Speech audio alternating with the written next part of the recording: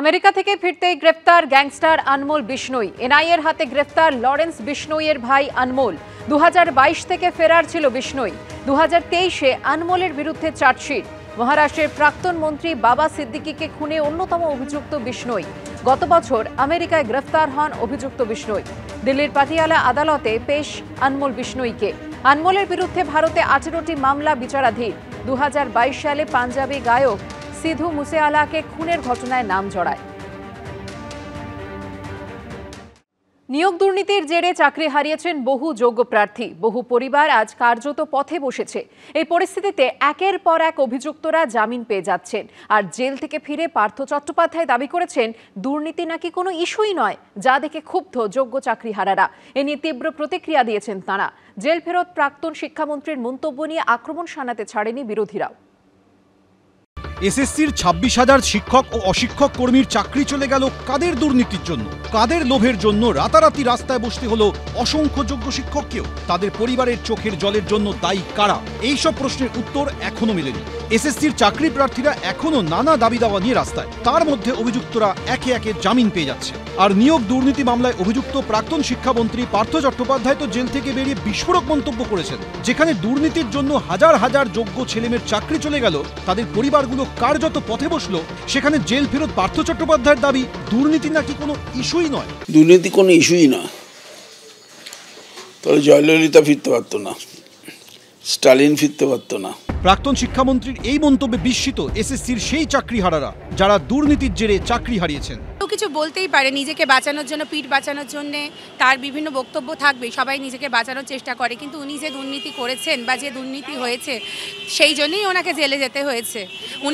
উনি তো বেড়াতে যাননি, উনি তো দীঘা, পুরী কিংবা মন্দারমণি যাননি যে বেড়াতে গেছিলেন।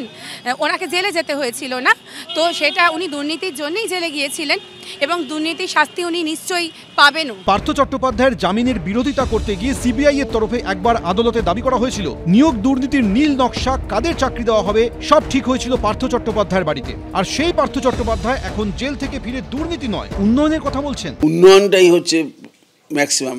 শিক্ষা মন্ত্রী হিসাবে মমতা বন্দ্যোপাধ্যায়ের নেতৃত্বে যে উন্নতি করেছিলাম সবাই ভুলে গেল। ধরুন, স্কুল সার্ভিস কমিশন যে পরীক্ষা নিয়ামক সংস্থা, তারাই হাজার হাজার তালিকা প্রকাশ করে বলছে যে এগুলো দুর্নীতি হয়েছে অথবা অনিয়ম। আমার একটা প্রশ্ন হচ্ছে, তারাই নিজেরাই বলছে এটা স্বয়ংশাসিত, তো এটা শিক্ষামন্ত্রীর তো কোনো কাজ নেই। জেল ফেরত প্রাক্তন শিক্ষামন্ত্রীর এই মন্তব্য নিয়ে পাল্টা প্রশ্ন ছুড়ে দিয়েছেন চাকরিহারারা। দুর্নীতি যাদের জীবন ছাড়খাড় করে দিয়েছে। ওনার মতো ডাকাতের কাছে উনি যে টাকাটা আর কি আর্ন করেছেন দুর্নীতি করে, সেটা হয়তো খুবই কম হয়ে গেছে, সেজন্য ওনার কাছে দুর্নীতিটা কোনো ইস্যু বলে মনে হচ্ছে না। আর তাছাড়া ওনার মাথার উপর তো ডাকাত মায়ের হাত আছে, তো সেজন্য উনি খুবই প্লিজড আর কি। উনি যে কাজ করেছেন তার জন্য উনি খুবই নিজেকে গর্বিত মনে করেন। পার্থ চট্টোপাধ্যায়ের মন্তব্য নিয়ে কটাক্ষ ছুড়ে দিতে দেরি করেনি বিরোধীরাও। বেহালা পশ্চিমের মানুষ উত্তর দেবেন, বাংলার মানুষ উত্তর দেবেন। আর দুর্নীতি কোনো ইস্যু না হলে পার্থবাবু কেন জেলে গেলেন, কেন তার বান্ধবী, যিনি উনি বলেইছেন, স্বীকারই করেছেন লোকে দুটো বউ থাকে, আমার একটা বান্ধবী থাকবে না কেন? কোটি কোটি টাকা বিছানার তলা থেকে পাওয়া যাবে। এজেন্টরা চাকরি চুরির টাকা পুলিশের ভ্যানে করে কলকাতায় নিয়ে আসবেন, একটু সবাইকে জানাবেন, বাংলার মানুষকে জানাবেন। যে ঘটনা পার্থ চট্টোপাধ্যায়ের ঘটনার সামনে এসেছিল, সেই ঘটনা দলকে যথেষ্ট বিব্রত করেছিল এবং আমাদের নেতা অভিষেক বন্দ্যোপাধ্যায় প্রথম দিন থেকে পরিষ্কার বার্তা দিয়েছেন, আমরা বেনিফিট অফ ডাউট আমাদের দলের নেতাকে দিইনি, আমরা মানুষকে দিয়েছি। নিয়োগ দুর্নীতির মাথাদের কি শেষ অবধি শাস্তি হবে, বিচার পাবে যোগ্য চাকরিহারারা? সেটাই প্রশ্ন।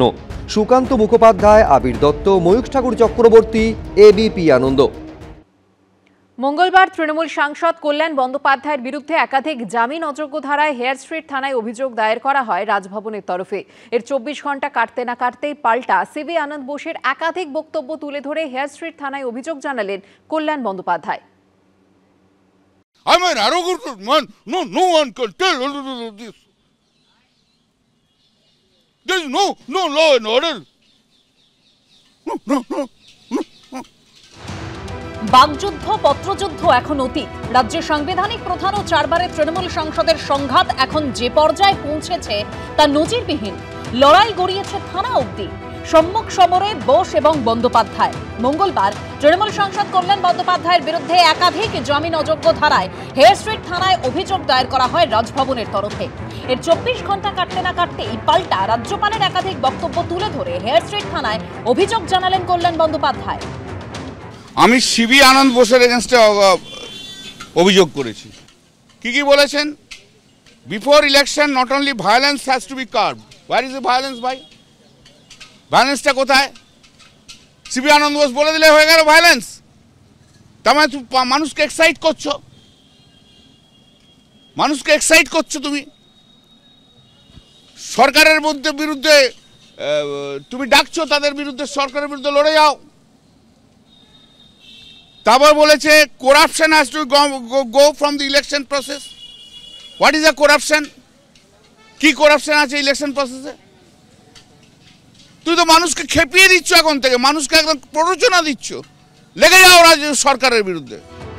সংঘাতের সূত্রপাত শনিবার কল্যাণ বন্দ্যোপাধ্যায়ের এই বিতর্কিত মন্তব্য থেকে। রাজভবনে বসে ক্রিমিনালদের রাখছেন আর সবাইকে একটা করে বন্দুক দিচ্ছেন আর বোমা দিচ্ছেন, মেরে এসো তৃণমূলের লোকেদের। পাল্টা সত্য সামনে আনতে রবিবার ভোর থেকেই জনসাধারণের জন্য রাজভবনের দরজা খোলা রেখেছিলেন রাজ্যপাল। সোমবার আরও এক ধাপ এগিয়ে বেনজিরভাবে সিআরপিএফ, বম্ব স্কোয়াড, ডগ স্কোয়াডকে ডেকে এনে রাজভবনে তল্লাশি অভিযান চালান তিনি। The present combing of the Raj Bhavan has been necessitated by certain inflammatory and baseless comments made by one of the honorable members of parliament. Raj Bhavan সূত্রে খবর, মঙ্গলবার একাধিক জামিন অযোগ্য ধারায় কল্যাণ বন্দ্যোপাধ্যায়ের বিরুদ্ধে থানায় অভিযোগ জানানো হয়েছে। এর পাল্টা এবার থানায় অভিযোগ করলেন কল্যাণ বন্দ্যোপাধ্যায়।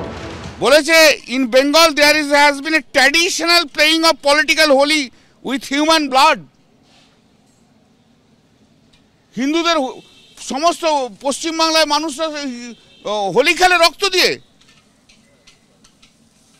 হ্যাঁ, মানুষকে কতটা পরিচিত করছে। আর human Holi is a term, it is attached to religion. হিন্দুদের হোলিকে রক্তের হোলি বলে দিচ্ছে মুখ্যমন্ত্রী।